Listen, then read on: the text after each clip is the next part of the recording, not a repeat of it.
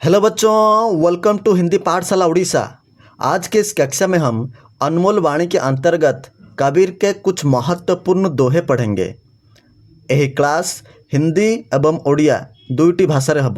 तो पिलामाने टेंशन न नहीं कि चलो क्लास को आरंभ करिबा। किछि भी टेंशन नेबानी, आराम रे ओडिया रे बुझिबा आ हिंदी रे लिखिबा पई चेष्टा करिबा। चलो पिलामाने आजिर क्लास टी को आरंभ करिबा। पहले हम कवि परिचय पढ़ेंगे। प्रथमे आमे कवि परिचय पढ़िबा। कबीर दास का जन्म सन 1398 में काशी में हुआ था। मोस्ट इम्पोर्टेंट प्रश्न पिला माने, कबीर दास का जन्म 1398 में कहाँ पर हुआ था? काशी में हुआ था। कहा जाता है कि कहा जाउछ जे वे एक तालाब के किनारे मिले से गोटे पोखरी कूलरू मिलते। एक जुलाहा दंपति ने उनका पालन पोषण किया। किसने कबीर दास का पालन पोषण किया? एक जुलाहा दंपति में। ओडिया रे पिला माने हम जहाँ को तंती बोली कहउचंती, हिंदी में उसको जुलाहा बोलते हैं। वे यानी कबीर दास कपड़े बुनने का काम करते थे। कबीर दास क्या करते थे? कपड़े बुनने का काम। ज़्यादा पढ़े लिखे नहीं थे। कबीर दास जो थे ज़्यादा पढ़े लिखे नहीं थे, लेकिन बड़े अनुभवी थे। जिस तरह हमारे माँ बाप ज़्यादा पढ़े लिखे नहीं हैं, लेकिन हमसे भी बड़े अनुभवी व्यक्ति हैं। बुद्धि विवेक से काम लेते थे। कबीर दास बुद्धि विवेक से काम लेते थे। बहुत बातें जानते थे। कबीर दास बहुत कथा जानते। वे यानी कबीर दास सभी धर्मों को बराबर मानते थे। कबीर दास सबु धर्म को समान मानुଥିଲେ। वे ईश्वर के निर्गुण निराकार रूप को मानते थे। कबीर दास ईश्वर के निर्गुण और निराकार रूप को मानते थे। उस समय यानी कबीर दास जी के समय, कबीर दास का समय कौन है पिला माने ध्यान रे देखो, धर्म और समाज में बड़ी गड़बड़ी थी। प्रश्न पचार देव, कबीर दास जी के समय धर्म और किस में बड़ी गड़बड़ी थी? कबीर दास जी के समय धर्म और समाज में बड़ी गड़बड़ी थी। कबीर ने अपनी वाणी से उसे दूर करने का प्रयास किया। कबीर दास कौन कले ना निज बाणी रे, निजर महत्व बाणी रे से गड़बड़ को दूर करने पई प्रयास करथिले। लोगों में जाति पांति ऊंच नीच का भेदभाव था। कबीर दासंकर समय रे लोगों में जाति पांति ऊंच नीच का भेदभाव था। से समय रे लोक मानक भितरे जाति भेदभाव और सान बड़ भेदभाव मध्य थिला। विभिन्न धर्मों के अनुयायी आपस में लड़ते झगड़ते थे। से समय कौन है पिला माने? धर्मों के अनुयायी आपस में लड़ते झगड़ते थे। अनुयायी रो अर्थ कौन पिला माने जानछ?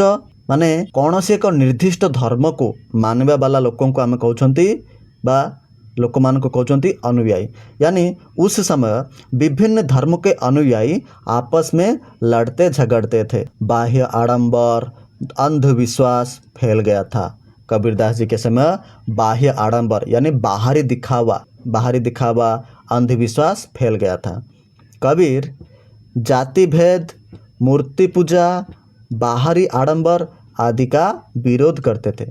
कबीर जाति भेद और मूर्ति पूजा और बाहरी दिखावा आदि ए समस्तंगर विरोध करते। वे कहते थे कि से कहते जे सब मनुष्य बराबर हैं, सब मनीष समान।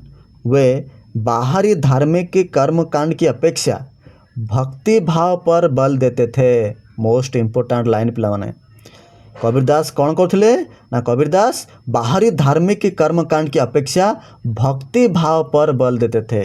से अधिक बल को ऊपर देउथिले? भक्ति भाव पर। अर्थात तांका अनुसारे जदि आम भगवान को भगवान अनुगामी हेबार अच्छी तो आमको कौन स्वच्छ मनरे भक्ति भाव द्वारा ही आम तांको पाई परिबा। वे तीर्थ व्रत, जप तप, मूर्ति पूजा आदि बाहरी काम छोड़ सच्चे दिल से भगवान की भक्ति करने को कहते थे। माने तांके कहउथिले जप तप, मूर्ति पूजा और तीर्थव्रत ए जिनिस गुड़ा को छाड़ी कि जदि किए सच्चे दिल से यानी यदि कोई सच्चे दिल से भगवान की भक्ति करे तो वह उसको भगवान जरूर मिलेगी।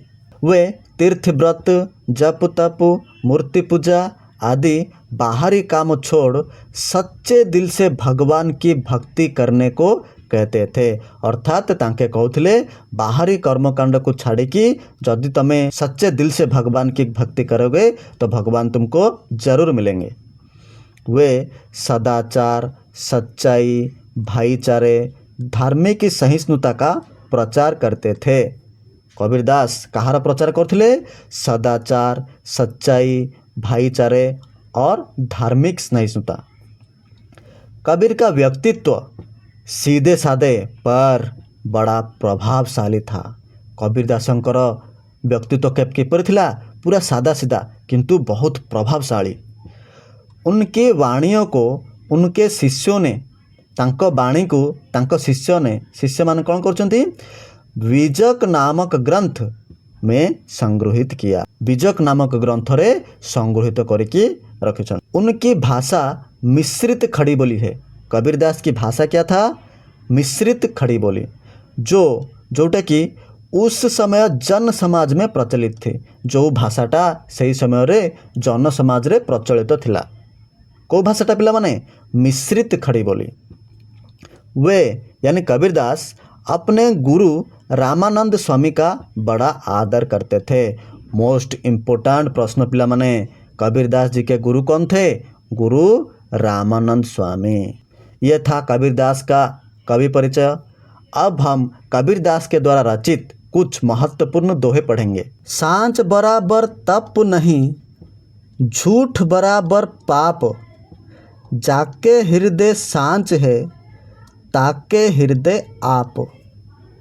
यही दोहा कबीरदासंकर महत्वपूर्ण दोहा पिला माने ध्यान रे देख, पूरा भलसे बुझीजिव। सांच बराबर तप नहीं, कबीरदास सेठी कहउचंती सत्य समान कौनसी तपस्या नहीं, झूठ बराबर पाप एवं मिथ्या समान कौनसी पाप नहीं। जाके हृदय सांच है, जहाँ हृदय रे सत्य बास करे, अर्थात जीए सब बेले सत कहे, ताके हृदय आप, ता हृदय रे स्वयं भगवान निवास करते, यानी हमेशा सच बोलो। सेकेंड दोहा, जो तो को कांटा बुवे, ताही बोए तू फूल, तोको फूल को फूल है, बाको है त्रिशूल। यहीटा भी कबीरदासंकर महत्वपूर्ण दोहा पिला माने देख। जो तोको कांटा बुबे, जिए तो रास्ता रे कंटा बिछाए, अर्थात तोर खराब चिंता करे, ताही बोए तू फूल, ता रास्ता रे तू फूल बिछा, अर्थात तू तार भल चिंता करे। परिणाम स्वरूप कौन हम देख पिला माने, तोकु फूल को फूल है, अर्थात तमें जो तार भल चिंता करथिल तुमको फल मध्य भल मिलिबो।